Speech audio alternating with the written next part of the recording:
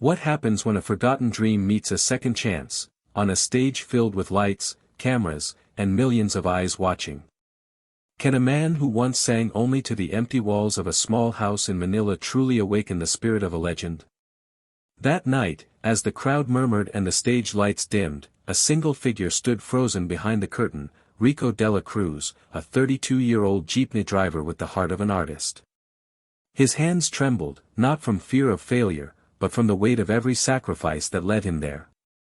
His old leather shoes, cracked and worn, had driven countless miles through Manila's chaos, yet none of those roads prepared him for this one. Behind him waited Liza, his younger sister and biggest supporter. Quiet but strong, she had worked double shifts in a small bakery just to help Rico afford his audition trip. She believed in his voice long before anyone else did, long before he dared to.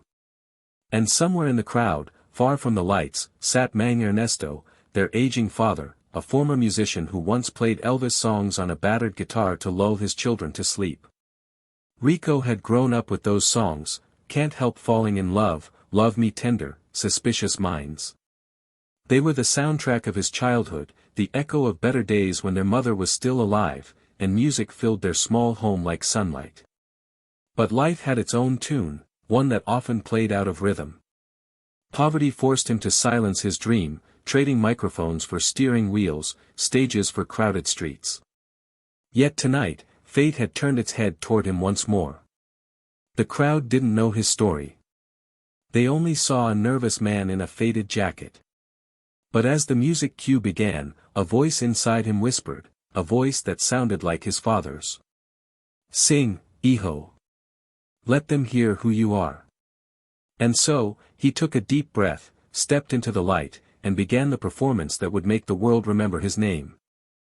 Rico Dela Cruz was the kind of man people easily overlooked, the quiet face behind the wheel of a jeepney, weaving through Manila's noisy streets from sunrise to sundown. Every day, he greeted passengers with a polite nod and a faint smile, even when his heart carried the weight of exhaustion. He wasn't bitter about his life. He had learned to find small joys in simple things, the laughter of a child handing him a coin, the scent of rain on rusted metal, or the brief silence between honking cars when the city seemed to pause and breathe. At 32, Rico lived in a small, weathered apartment with peeling paint and a broken radio he still tried to fix every weekend. Music was his only escape. After long days of driving, he would sit by the window, strumming an old guitar his father had passed down to him. It was missing 2 strings, yet he played it as if it were a grand piano. The neighbors would sometimes hear his soft renditions of Elvis Presley songs, each note carrying both warmth and sadness.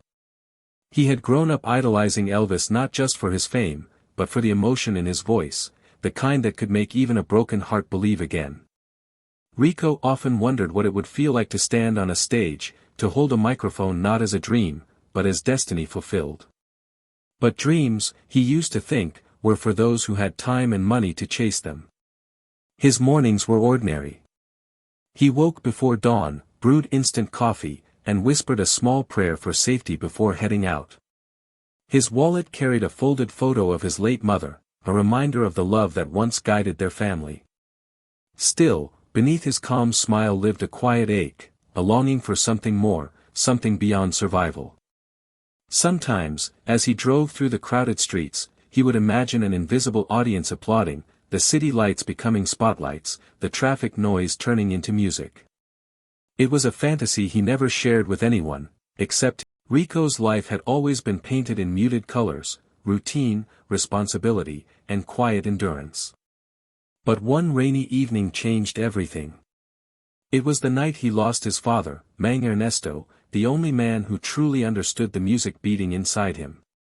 Mang Ernesto had been ill for months, his once strong voice now a whisper carried by the wind. Yet every evening, even in pain, he'd hum Elvis tunes from his hospital bed. Rico remembered sitting beside him, holding his frail hand as Can't Help Falling in Love played softly from an old phone speaker. That was the last song his father ever heard. When he passed, Rico felt the music die too. For weeks, he drove in silence, unable to sing a single note. The radio stayed off, the world outside his jeepney felt dull and distant.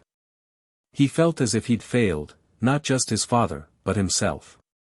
He regretted every opportunity he hadn't taken, every song he never sang in public because of fear and doubt. Liza tried to comfort him, reminding him that their father believed in his voice. But guilt wrapped around his heart like a chain.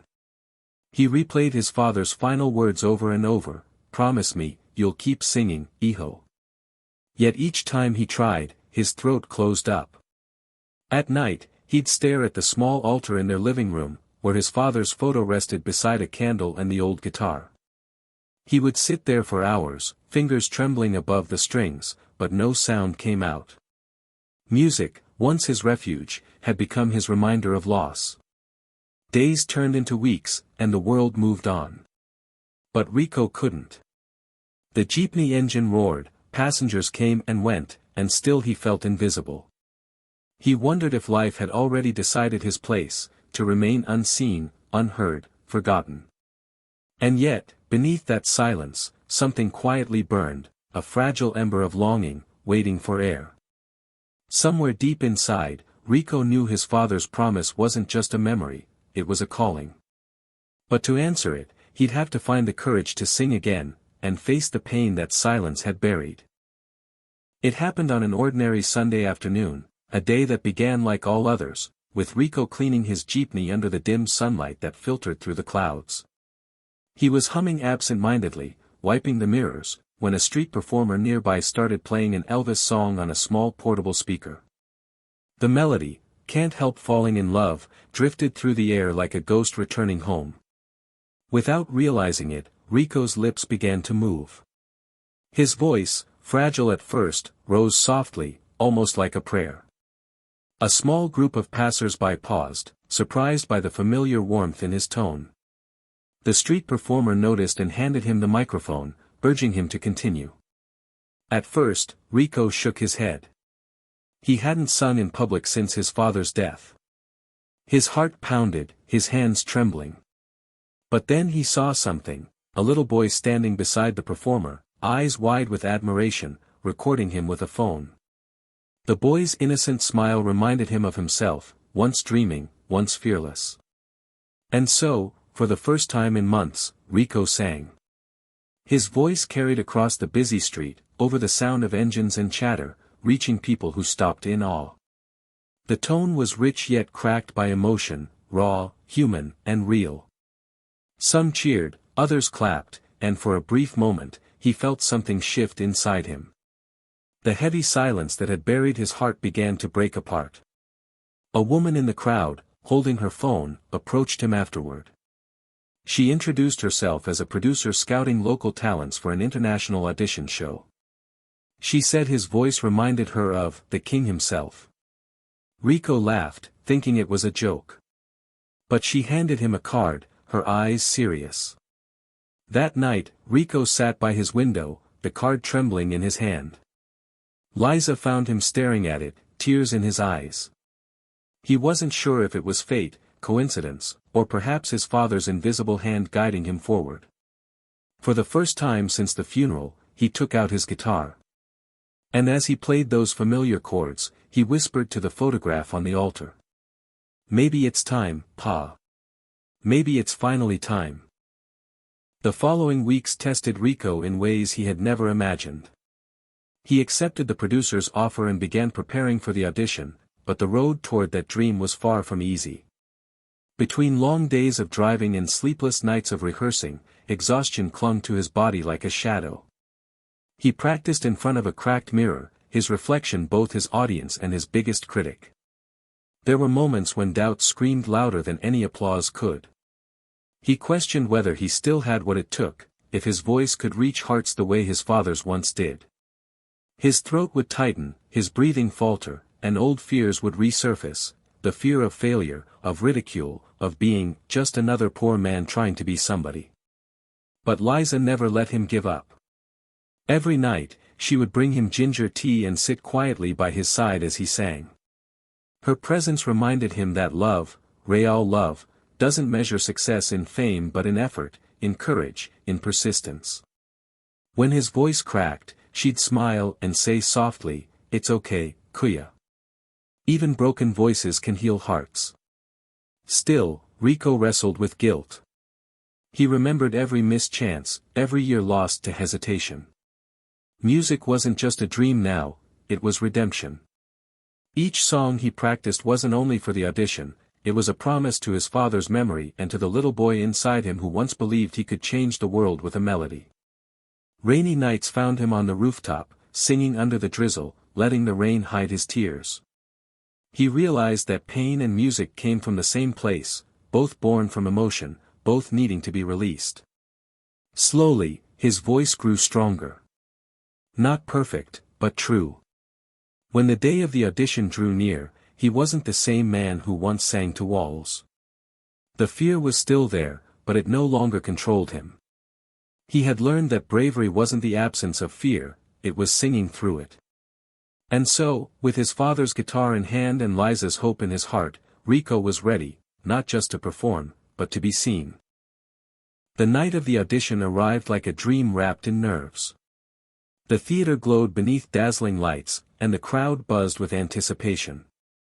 Rico stood backstage, clutching his father's old guitar, its wood worn smooth from years of love. His heart pounded so loud he could hear it over the cheers. For a moment, he thought about turning back, but then he remembered the little boy on the street, the woman who believed in him, and the father who once whispered, "Keep singing, hijo." As he stepped onto the stage, a spotlight followed him, soft, golden, and blinding. The judges' faces blurred into shadows. Somewhere in the crowd, Liza pressed her hands together, whispering a silent prayer. The music began, "Can't Help Falling in Love."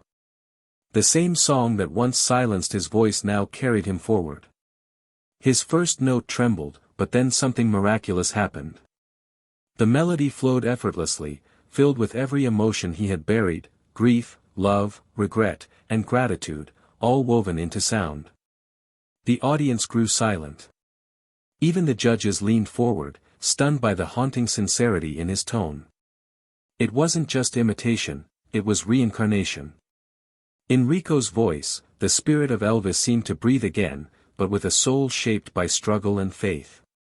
As the song built toward its final line, tears glistened in his eyes.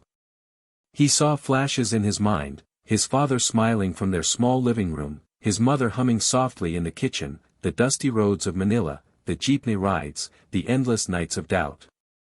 Everything he had lost, everything he had endured, it all led to this moment. When the last note faded, the silence broke into thunderous applause. People rose to their feet, shouting, cheering, crying. Even one of the judges, known for his sternness, wiped away a tear. Rico bowed his head, overwhelmed, the stage lights shimmering through his tears like stars. And in that moment, he felt it, the peace he had been searching for. His father's promise fulfilled. His dream reborn. His soul free. The world wasn't just hearing Elvis again, they were finally hearing Rico Dela Cruz. When the lights dimmed and the applause softened, Rico stood alone on that vast stage, breathing in the moment that had changed everything. The roar of the crowd faded, replaced by a quiet, sacred stillness inside him. He realized that victory wasn't in fame or recognition, it was in the courage to rise again after being broken. Backstage, Liza ran to him, tears streaming down her face. They didn't speak, they didn't need to. Their embrace said everything, the years of struggle, the nights of hunger, the shared dream that once seemed impossible. Rico had not only sung for his father that night, he had sung for every soul who ever gave up on a dream because life got too heavy. When he returned home to Manila, the streets felt different. Children called him Kuya Elvis, smiling as he passed by. Yet Rico remained the same man who once drove through traffic, dreaming silently behind the wheel. The fame didn't change him, it simply reminded him why he started. He began singing again in local charities, hospitals, and orphanages, offering his music to those who needed hope. Each song became a message, that pain doesn't end a story, it begins a new one. He taught the children what his father had taught him, that real music comes not from talent, but from truth. Every evening, before he slept, he'd light a candle beside his father's photograph and whisper, "We did it, Pa. Not for the world, but for us." Rico's journey became a living proof that life always finds a way to return you to what you're meant to be. Sometimes through loss, sometimes through pain, but always through love. His story wasn't just about a Filipino singing Elvis songs, it was about the resilience of the human heart, the power to turn grief into grace, and silence into song. And so, whenever people asked him how he made the crowd go wild, Rico would simply smile and say, "I just sang what my soul remembered, and what my father never stopped hearing." Because in the end, dreams don't die. They wait, until you're ready to sing again.